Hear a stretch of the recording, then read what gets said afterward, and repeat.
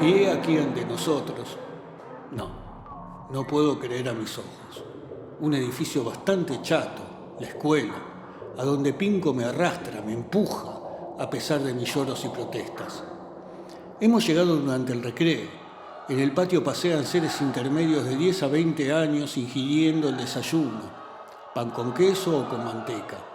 En la empalizada que rodeaba el patio había agujeros por donde miraban las madres, nunca bastante saturadas de sus tesoritos. Pinco aspiró voluptuosamente el olor escolar, con su instrumento nasal de 2 caños. Mientras tanto, un rengo intelectual, probablemente maestro, se acercó a nosotros con demostraciones de excepcional respeto. «Profesor», dijo Pinco, «he aquí el pequeño Pepe, el cual yo quisiera colocar en 2º año. Pepito, saluda al señor profesor. Hablaré enseguida con el director y mientras tanto le dejo a Pepe para que se inicie en la vida colegial». Quise contestar, pero hice una reverencia. «Espero que se comportará bien», dijo el viejo pedagogo acariciándome la cabecita. «Bueno, ¿cómo anda la juventud?», preguntó Pinco en voz baja. «Veo que pasean, muy bien. Pasean, charlan y las madres los observan. Muy bien. No hay nada mejor para un muchacho en edad escolar que una madre bien colocada detrás del muro. Sin embargo, todavía no son bastante ingenuos», se quejó amargamente el maestro. «Todavía no podemos sacar de ellos bastante frescura e ingenuidad infantil. No se imagina, colega, cómo son de obstinados y mal dispuestos en ese sentido. No quieren ser como la papa nueva. No quieren.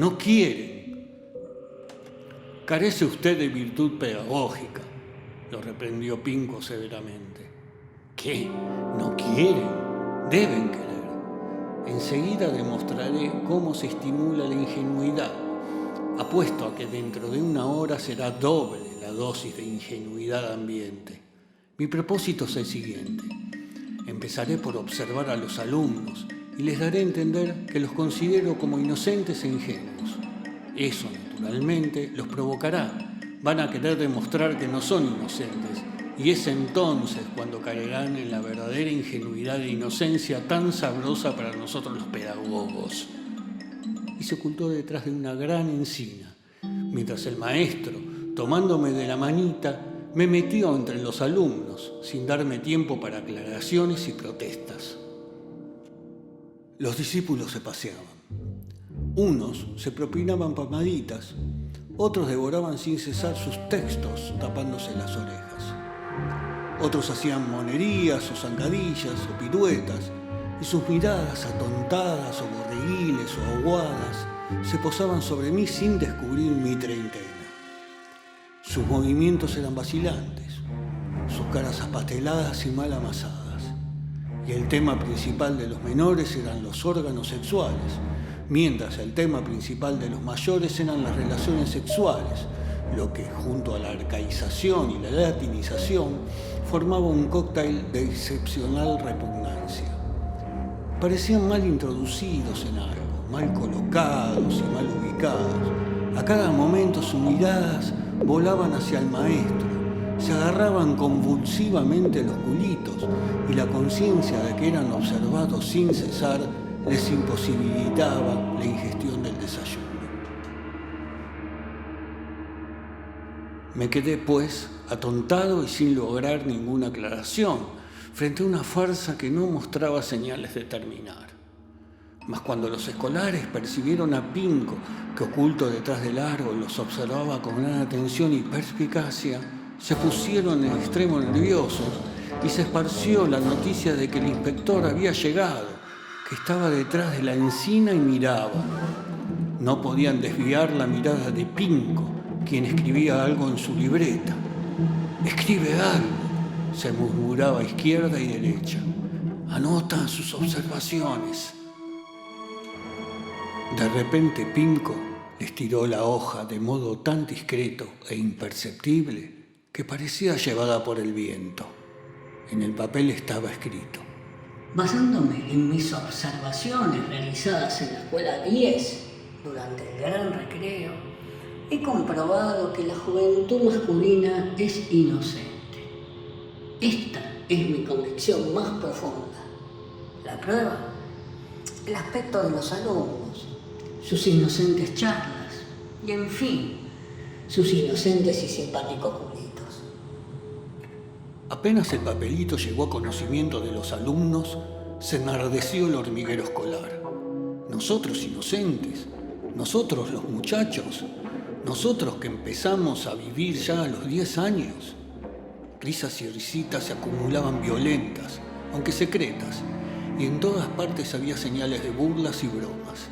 ¡Ah, pobre viejo ingenuo! ¡Qué ingenuidad, qué ingenuidad!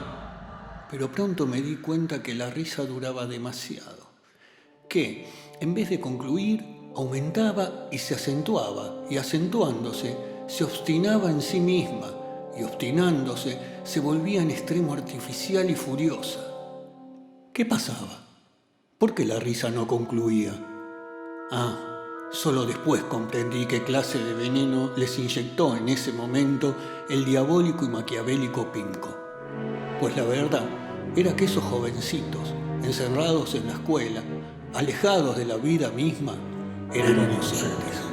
Eran inocentes a pesar de no ser inocentes. Eran inocentes en su afán de no ser inocentes. Inocentes con la mujer en los brazos, inocentes en la lucha y en la pelea, inocentes cuando recitaban versos e inocentes en sus juegos, inocentes cuando comían y dormían, inocentes cuando eran inocentes, siempre amenazados por la santa inocencia, hasta cuando derramaban sangre, torturaban, violaban, maldecían, todo para no ser inocentes. Por eso sus risas, en vez de terminar, crecían, y crecían como en el potro de tormentos, y poco a poco algunos, despacito al comienzo, y después con más celeridad, empezaron a proferir pésimas suciedades y palabras propias de un conductor borracho. Febrilmente, pronto, en voz baja, pronunciaban maldiciones brutales, insultos y otras porquerías, y algunos las dibujaban con tiza sobre el muro, y en el aire puro del otoño se generaban palabras aún más terribles. Me parecía que estaba soñando, porque solo en el sueño se nos ocurre caer en situación más tonta que todo lo que se puede imaginar. Trataba de contenerlos. ¿Por qué decís eso?, pregunté febrilmente a uno de ellos. «Cállate, imbécil», me contestó el bruto dándome una trompada. ¿No ves que esta es nuestra única defensa contra el culito? ¿No ves que el inspector está detrás de la encina y se propone hacernos un culito infantil? Anda, di enseguida todas las porquerías que sabes, o si no, te doy una trompada. Dilas y nosotros las diremos también las diremos. Señores, adelante, porque nos quieren hacer un culito.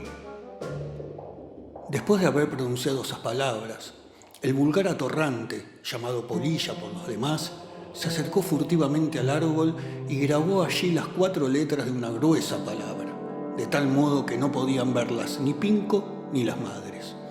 Una risa baja y llena de satisfacción dejóse oír. Oyéndola, las madres detrás del muro y Pinco detrás de la encina también prorrumpieron una risa bondadosa, y comenzó una risa doble. Mas Pinco, detrás del árbol, se volvió de repente un ingenuo. Los atorrantes sacudidos por la risa tan ingenuos y en general la situación tan asquerosamente ingenua que comencé a hundirme en tanta ingenuidad. Yo y todas mis inexpresadas protestas. Y no sabía a quién socorrer. ¿A mí? ¿A mis camaradas? ¿O a Pinco? Me acerqué al árbol y murmuré: «Profesor, ¿qué hay?», preguntó Pinco también en voz baja. «Profesor, salga de ahí, del otro lado del árbol, han escrito una palabra, y se ríen de eso. Salga de ahí, profesor». Mientras murmuraba aquellas frases cretinas, me parecía que era un místico sacerdote de la tontería, y me asusté de mi actitud, con la mano junto a la boca, cerca de la encina, murmurando algo a Pinco que estaba detrás del árbol y en el patio escolar. «¿Qué?», preguntó el profesor detrás del árbol. «¿Qué han escrito?». De lejos se escuchó la bocina de un automóvil. Una mala palabra. Han escrito una palabrota. Salga de ahí. ¿Dónde la han escrito? Sobre la encina, del otro lado. Salga de ahí, profesor. Termine con eso. No se deje engañar, profesor. Quiso usted hacerlos pasar por inocentes e ingenuos, y ellos le han escrito esas 4 letras. Deje de excitarlos. Basta. No puedo hablar más así en el aire. Enloqueceré. Profesor, salga de ahí. Basta, basta. Mientras decía esto, el verano se inclinaba perezosamente hacia el otoño y las hojas silenciosas caían. Salió detrás del árbol y los alumnos, al ver su figura absoluta, prorrumpieron un rugido salvaje. «Querida juventud», dijo Pinco cuando se acallaron un poco, «no ignoro que usáis entre vosotros palabrotas indecentes. No os imaginéis que no esté al tanto de esto. Pero no os preocupéis. Ningún exceso, por lamentable que sea, logrará quebrantar esta mi profunda convicción de que sois, en el fondo, puros e inocentes. El viejo amigo vuestro siempre os considerará como puros, inocentes, y siempre tendrá fe en la decencia, pureza e inocencia vuestra. Y en lo que se refiere a las palabrotas, sé que las repetís sin comprender siquiera. Así nomás, para luciros. Bueno, no hay nada de malo. No hay nada de malo en eso. Al contrario, esto es más inocente de lo que creéis». Pinco estornudó y, muy satisfecho, después de haberse limpiado la nariz, se encaminó a la dirección para conversar con el director Piorkovsky de mi asunto. Mientras, las madres y las tías detrás de la empalizada se echaban unas en brazos de otras y exclamaban encantadas: «¡Qué altos conceptos! ¡Qué fe profunda en la inocencia!